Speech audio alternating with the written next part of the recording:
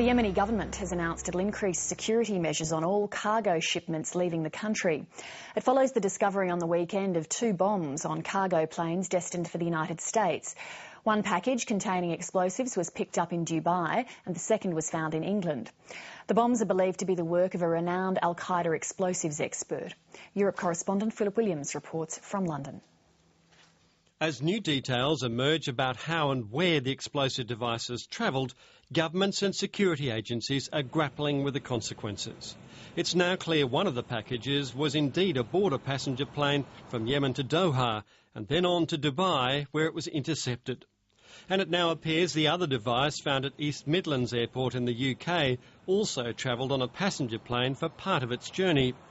The chief suspect is Saudi-born Ibrahim Hassam al-Asiri. It's believed he's linked to Al-Qaeda and is hiding in Yemen, where the organisation has training camps.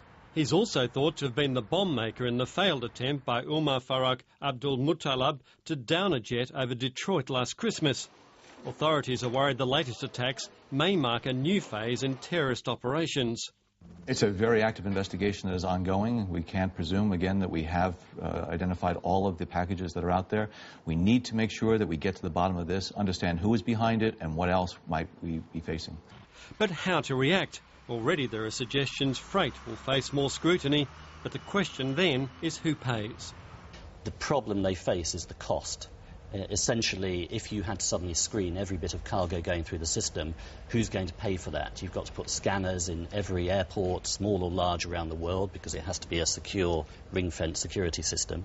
And secondly, you've got to add on costs somewhere in the system, so the shippers or people putting televisions onto planes or fresh fruit and vegetables, or whatever the cargo might be, will have to pick up the cost somewhere. And the passenger industry is deeply concerned there may be overreactions to this latest threat that will burden customers already subjected to checks many think are unnecessary.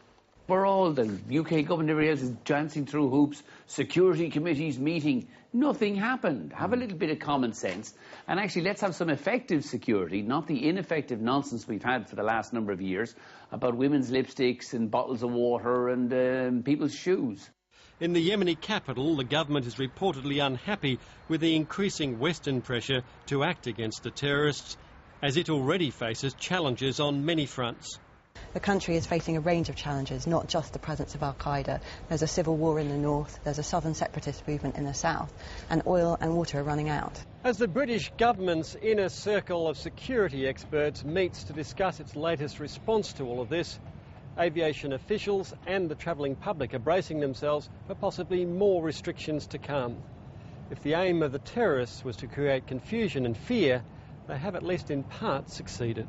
Philip Williams, Late Line.